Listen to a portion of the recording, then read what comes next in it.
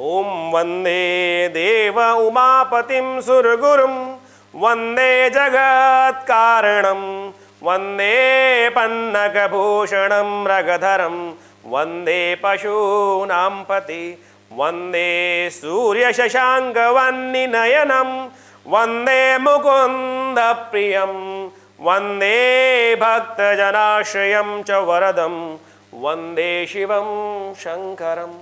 नमस्कार, स्वागत है आपका आचार्य वाणी में। मैं आचार्य डॉक्टर विक्रमादित्य आपके साथ हूं।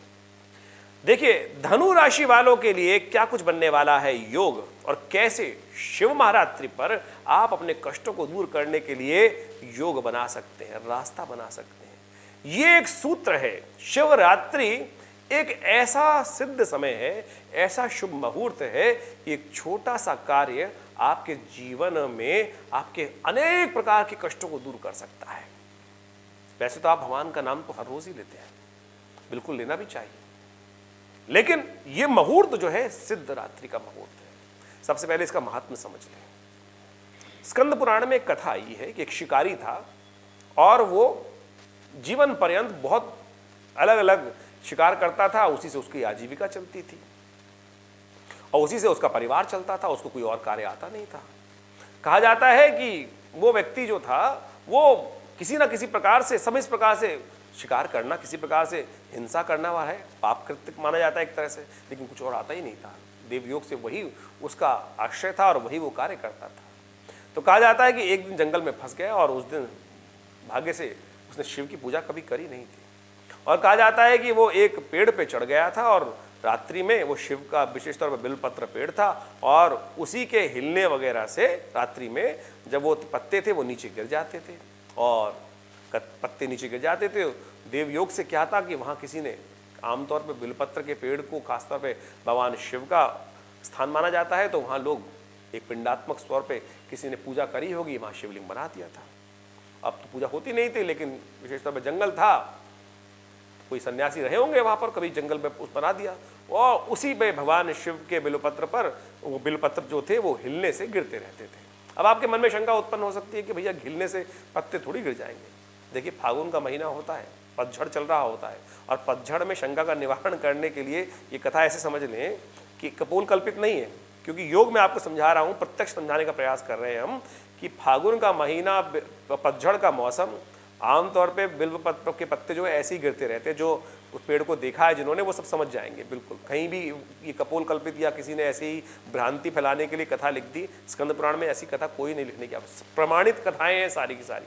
तो वो गिरते थे, तो उसके वजह से भगवान शिव कहा जाता है। कथा में तो ऐसा लिखा है कि भगवान स्वयं जब सुबह फल देने के लिए उपस्थित हुए तो वो घबरा गया वो व्यक्ति। उसने कहा, कौन आप?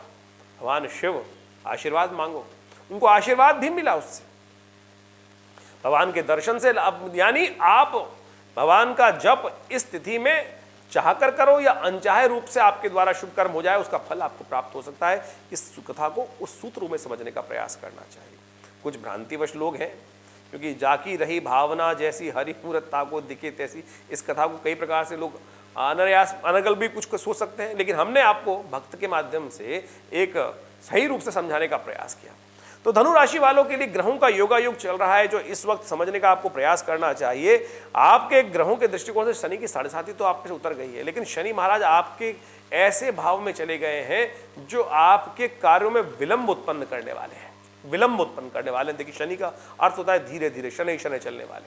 ये बात हमने आपको कई, आपकी राशि के माध्यम से कई बार समझाने का प्रयास किया है।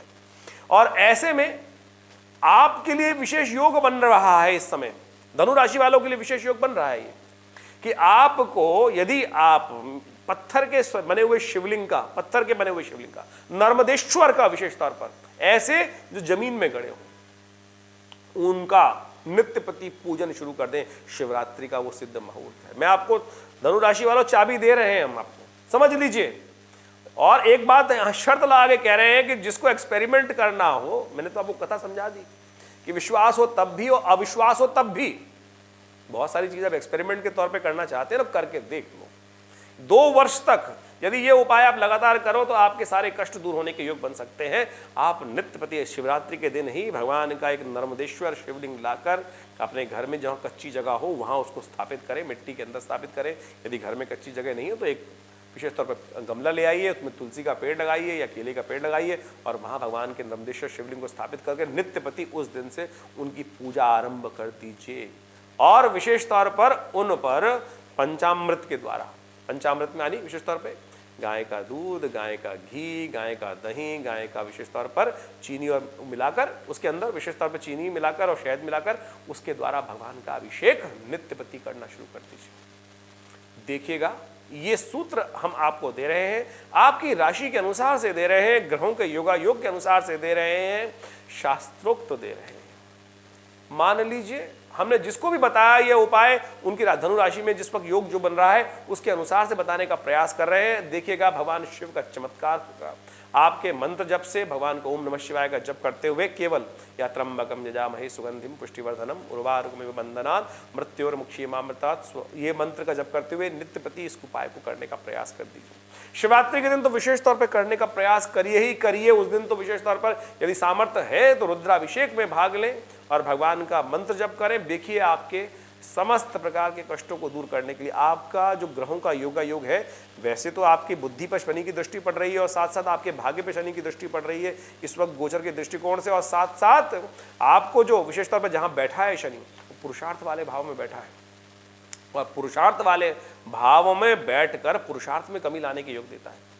तो पुरुषार्थ में यदि आप इन सब चीज़ों को ठीक करना चाहते हैं, 7.5 खत्म हो गई है, बिल्कुल 7.5 खत्म हो गई है, लेकिन शनि आपको काम करने, अभी जो पिछले का जो विशेष ताप जो है ना 7.5 का ताप वो खत्म नहीं हुआ है, तो उसको ठीक करने का रास्ता आपको हमने समझा दिया है। आपके समस्त प्रकार के कष्टों को दूर करने का ये योग बन सकता है। हमने विवेकानंद योगाश्रम पर भी शिवरात्रि के महापर्व पर ये सुंदर कार्यक्रम रखा है। उसमें रुद्र महायज्ञ, भगवान शंकर के विभिन्न चमत्कारिक मंत्रों का यज्ञ कराएंगे और उन सब को कर कर कैसे लाभ हो सकता है वो आप स्वयं देख सकते हैं।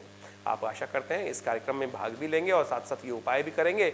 और जो कोई मन में प्रश्न चल रहा हो तो व्हाट्सएप के माध्यम से इन नंबर्स पे आप फ़ोन कर आप उन व्हाट्सएप पे भेज सकते हैं। हम देंगे आपको आपके कष्टों का निवारण, उपाय भी बताएंगे आपके जीवन में, और इस कार्यक्रम में अवश्य आप भाग लेने का प्रयास करें।